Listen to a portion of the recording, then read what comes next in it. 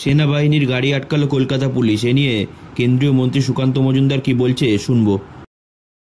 দৃষ্টি ঘোরানোর জন্য এখন আর্মির গাড়ি আটক।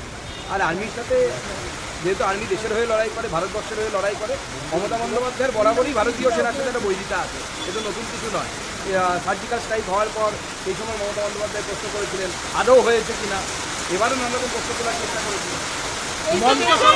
প্রতিরক্ষাকারী সেনা তাদের সঙ্গে কার্যত সরাসরি সংঘাতে যাচ্ছে কলকাতা পুলিশ। দেখুন, কলকাতা পুলিশে এটা ভোট অবধি চলবে। ভোট অবধি মমতা বন্দ্যোপাধ্যায় কেন্দ্র ভার্সেস রাজ্য, এই যে একটা জিগির, এই জিগির তুলে আনার একটা চেষ্টা করবে সার্ভেতে। সেই চেষ্টাটাই চলছে তৃণমূল কংগ্রেসের তরফ থেকে। ভোট অবধি এটা চলবে, ভোট পার হয়ে গেলে এটা কিন্তু ঠান্ডা হবে। গতকাল মঞ্চ খোলার প্রতিবাদে তৃণমূল কংগ্রেস ব্লকে ব্লকে এর প্রতিবাদ, কালকে মুখ্যমন্ত্রীকে মঞ্চ খোলার জন্য, এবং আজকে ধর্মতলার ডরিনা ক্রসিংয়েও আজকে তৃণমূলের প্রতিবাদ। কিছুর উদ্দেশ্য এক, এই উদ্দেশ্য হচ্ছে একটাই। গতকালে আমি বলেছিলাম উদ্দেশ্য হচ্ছে যে 1804 এই থেকে দৃষ্টি ঘোরানো, ক্যামেরাটা যেন অন্যদিকে চলে যায়। ক্যামেরা চলছে, এই ক্যামেরার চলাটা যেন একদিক থেকে ঘুরে পূর্ব থেকে পশ্চিম দিকে চলে যায়, সেই চেষ্টায় তৃণমূল কংগ্রেস থেকে হবে। আমি গতকালই ভবিষ্যৎবাণী করেছিলাম, আরও হবে। উদ্দেশ্য হচ্ছে, কারণ প্রশ্নের উত্তর দিতে পারছে না তো। আপনারা প্রশ্ন করবেন তো, যদি ওই ধরনের কোনো আন্দোলন না হয় আপনারা তৃণমূল কংগ্রেসের নেতাদের কাছে প্রশ্ন করবেন যে কি ঘোরানোর জন্য। এখন অনেক কিছু এসব হবে। ভাষা আন্দোলন থেকে বলা হচ্ছে যে গাড়িটি বিপজ্জনকভাবে চালানো হচ্ছিল এবং কনভয় সেটি আসছিল, তার জন্যই কিন্তু গাড়িটিকে হঠাৎ করে আটকে দেওয়া এবং সিসিটিভি ফুটেজ তারা প্রোভাইড করে। এখন পশ্চিমবঙ্গ পুলিশের থেকে বিপজ্জনক পশ্চিমবঙ্গবাসীর জন্য এই মুহূর্তে কিছু নেই। মমতা বন্দ্যোপাধ্যায় পশ্চিমবঙ্গবাসীকে এমন জায়গায় পৌঁছে দিয়েছেন যে পশ্চিমবঙ্গের পুলিশই সব থেকে বেশি বিপজ্জনক হয়ে উঠেছে পশ্চিমবঙ্গবাসীর জন্য। তার থেকে আর বিপজ্জনক কে চালাবে? আর্মির গাড়ি আসছে, আর্মির গাড়ি আপনারা জানেন। আমি তো অন্ততপক্ষে রাস্তাঘাটে চলাচল করার সময় কোনো সময় দেখিনি যে আর্মির গাড়ির বিপজ্জনক সীমার উপরে যাচ্ছে, যা সম্ভবই না ওই গাড়ির পক্ষে। ওই গাড়ির পক্ষে চালানো, ওই স্পিডে চালানো, যেটাকে বিপজ্জনক সীমা বলি, তা সম্ভবই না। আচ্ছা, অভিষেক ব্যানার্জির কনভয় কত স্পিডে চলে? আমি কলকাতা পুলিশের সিপি, তাকে জিজ্ঞেস করতে চাই যে অভিষেক বন্দ্যোপাধ্যায়ের গাড়িটা কত স্পিডে চলে। ভাষা আন্দোলন, এবার ভাষা আন্দোলন বিধানসভায় দুদিন ধরে বিধানসভায় প্রস্তাব এনে নিয়ে 2 ঘন্টা করে আলোচনা হবে ভাষা আন্দোলন। মমতা বন্দ্যোপাধ্যায় বাংলাটাকে ভালো করে শিখুন। আমি বলবো বর্ণ পরিচয় নিয়ে ভালো করে বসে বাংলা ভাষা শিখে তারপরে উনি বাংলা ভাষা নিয়ে আলোচনা করবেন। যা করবেন উদ্দেশ্য একটাই, 1804 আমরা ওখান থেকে সরছি না, এবং এটাও হিমশৈলের চূড়া মাত্র। আমাদের প্রশ্ন সত্য ঠিক আছে, এই 1804 জন নির্মলবাবুর ছেলের বউ চাকরি পেয়েছে, তো তিনি কোনো বাংলাভাষী বা বাঙালিকে বঞ্চিত করেই তো চাকরিটা পেয়েছেন। সেই বাঙালির কি হবে? তার বাংলা ভাষার কি হবে? তার সন্তানের বাংলা ভাষার কি হবে? সেই উত্তরটা আশা করি এই দুদিনের আলোচনায় মমতা বন্দ্যোপাধ্যায় দেবেন।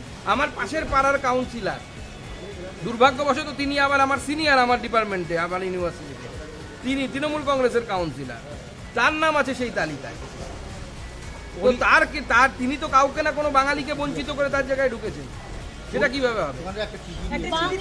হ্যাঁ, আমি ব্রাত্যবাবুকে এই চিঠিটি দিয়েছি। এই চিঠিটি আপনাদেরকেও আমি দেখাতে চাই। এই চিঠিটি হচ্ছে, আপনারা জানেন যে রুসা প্রথমে চালু হয়েছিল 2013 সালে। তখন আমরা পশ্চিমবঙ্গে প্রায় 205টি ইউনিট, পশ্চিমবঙ্গ সরকারের কথা মতো, আমরা নিজেরাই সিলেক্ট করিনি, পশ্চিমবঙ্গ সরকারের কথা মতো 205টি ইউনিটকে 554.73 কোটি টাকা আমরা ইস্যু করি কেন্দ্র সরকারে। কিন্তু দেখা যাচ্ছে প্রত্যেকটি ক্ষেত্রে, সে গৌরবঙ্গ বিশ্ববিদ্যালয় হোক বা কলকাতার একাডেমিক স্টাফ কলেজ হোক বা মনীন্দ্রচন্দ্র কলেজ হোক, প্রত্যেকটি ক্ষেত্রে এই কাজের অগ্রগতির পরিমাণ অত্যন্ত ধীর গতিতে চলছে। ইউটিলাইজেশন সার্টিফিকেট জমা পড়েনি। কবে চালু হয়েছে? 2013, এটা 2025, 26 আসতে চলেছে। তো 2025 পর্যন্ত, মানে এত বছর ধরে, এত পশ্চিমবঙ্গ সরকারের যে স্পিড কাজের, তার সাথে সাথে ব্রাত্যবাবুকে অনুরোধ করেছি যে এই বিষয়গুলো যেন বিশেষ করে দেখা হোক। পরবর্তী সময় পশ্চিমবঙ্গ সরকার এর যে ম্যাচিং গ্র্যান্ট, অর্থাৎ কেন্দ্র সরকার 60% টাকা দেবে, 40% টাকা রাজ্য সরকারকে দিতে হবে। দিতে না পারার জন্য পরবর্তী সময়ে PM উষাতে, রুসা পরবর্তী সময় পরিবর্তিত হয়ে PM উষা হয়েছে, সেই উষাতে অংশগ্রহণ পর্যন্ত রাজ্য সরকার করেনি। যদিও মুখে বলছে PMটা থাকার জন্য আমরা নাকি করবো না। তো ওনাদের PM-এ কী সমস্যা আমি বুঝতে পারছি না। PM তো কোনো পদের নাম, কোনো ব্যক্তির নাম তো নয়। যে কেউ তো PM হতে পারেন। মমতা বন্দ্যোপাধ্যায়কেও যদি দেশের জনগণ কোনো সময় ভোট দেন, সে সম্ভাবনা নেই। তবুও যদি দেন তবে তো উনিও তো পিএম হতে পারতেন, তো হননি। পিএম তো একটা পদের নাম। এইভাবে চরম অরাজকতা চলছে। এই চিঠিতে আমি বিস্তৃতভাবে আপনাদেরকে বললাম না, পুরোটা দেয়া আছে, কোন কলেজ কোন বিশ্ববিদ্যালয় কতটা ধীর গতিতে চলছে। ফার্স্ট পেজের টাকার এখনও পর্যন্ত হিসেব পৌঁছয়নি, ইউটিলাইজেশন সার্টিফিকেট পৌঁছয়নি। ইউটিলাইজেশন সার্টিফিকেট না পৌঁছানো মানে আমরা ধরে নিচ্ছি যে কমপ্লিশন অফ ওয়ার্ক হয়নি। এই ভয়ঙ্কর পরিস্থিতি চলছে। 2013 আর এটা 2025, 12 বছর। 12 বছরের বনবাস হয় জানতাম, তো বনবাসেই চলছে রুষা। ভিন রাজ্যে ফের বাংলায় কথা বলার জন্য কোর্টে যেতে হয়। সবাই তা বলবে, বাকি না, প্রতিটি জায়গায় আছে, প্রতিটি বিধানসভায় আছে। তৃণমূল কংগ্রেস প্রত্যেকবার বিধানসভা ভোটে যবে থেকে ওদের সেই ভোট কুশলী সংস্থা এসেছে 50টি করে বুথকে টার্গেট করে। সেই বুথে আগে থেকে ভোটার লিস্টে ভুয়ো ভোটার ঢোকানো হয় এবং তাদের ভোট, মৃত ভোটারদের ভোট তারা ফেলে এবং সেইভাবে ভোটে যেত। এবং এটা নির্বাচন কমিশন ধরে ফেলেছে বলে এসআইআর এর জন্য এত ছটফটানি তৃণমূল কংগ্রেসের তরফ থেকে আমরা দেখতে পাচ্ছি। সুকান্তদা, বিজেপিকে যে কোনো কর্মসূচি করতে গেলে হয় কোর্টে যেতে হয়, না হলে পুলিশের তরফ থেকে সেই মঞ্চ খুলে দেওয়া হয়। গতকালও দেখা গিয়েছিল মহিলা মোর্চাতে, সেখানে তৃণমূল কংগ্রেস ডরিনা ক্রসিংয়ের মতো জায়গায় সেখানে মঞ্চ বাজছে এবং পুলিশ সেখানে দাঁড়িয়ে আছে, তার জন্য পাহারাদারের ভূমিকা। দেখুন, মমতা বন্দ্যোপাধ্যায়ের পুলিশ তো এখন পলিটিক্যাল পুলিশে পরিণত হয়েছে, পলিটিক্যাল কর্মীতে পরিণত হয়েছে। স্বাভাবিকভাবে মমতা বন্দ্যোপাধ্যায়ের পুলিশ, মমতা বন্দ্যোপাধ্যায় সবাই বাঁচবে, এরা তো এর থেকে বেশি কিছু করতে পারবে না।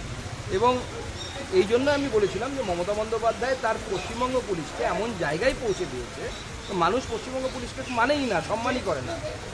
এই জন্য তো এই ধরনের শব্দবন্ধ ব্যবহার হচ্ছে পুলিশ সম্পর্কে। কালকে উত্তর দিয়েছি তো আমি ওনাকে, এখানে থেকে উনি সময় নষ্ট করছিল, ওনাকে আসিফ মুনিরের কাছে যাওয়া উচিত, গিয়ে ওখানে গিয়ে তার পাশে দাঁড়ানো উচিত।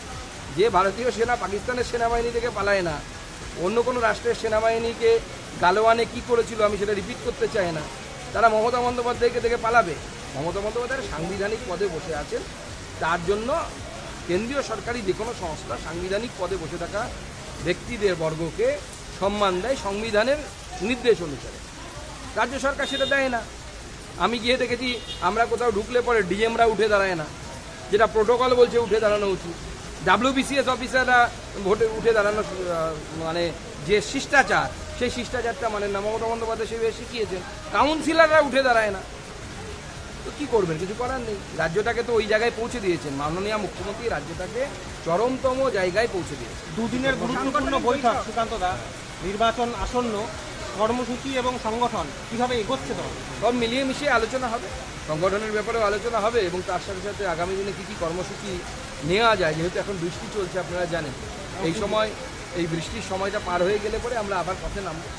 প্রধানমন্ত্রীর জন্মদিন, সেটা নিয়ে কোনো না, সেটা তো প্রতিবারই থাকে। আমরা সেবা পক্ষকাল পালন করি 17ই সেপ্টেম্বর থেকে টানা 15 দিন আমরা সেবা পক্ষকাল পালন করি। সেই সেবা পক্ষকাল আমরা পালন করব।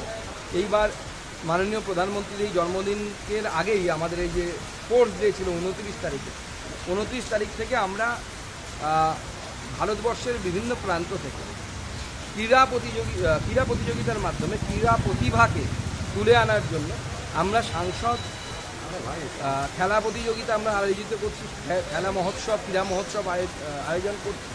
সেখানে আমরা অনলাইনে রেজিস্ট্রেশন নিচ্ছি এবং সেখানে যে রেজাল্ট আসবে সেই রেজাল্টগুলোকে অনলাইন ডকুমেন্টেড করা হবে, যার মধ্যে দিয়ে স্পোর্টস মিনিস্ট্রির কাছে গোটা দেশের কোথায় কি ক্রীড়া প্রতিভা আছে। আমার ধরুন একটি পশ্চিমবঙ্গের কোনো একটি সাংসদ এলাকা, অবশ্যই বিজেপির সাংসদরা করবে, তৃণমূলের সাংসদরা তো এসব গঠনমূলক কাজে অংশগ্রহণ করে না, যেখানে যদি কোনো একটি ছেলে ভালো দৌড়োয় তার ডকুমেন্টেশন থাকবে এবং সেই ডকুমেন্টেশন আগামী দিনে স্পোর্টস মিনিস্ট্রি ব্যবহার করবে। ধন্যবাদ।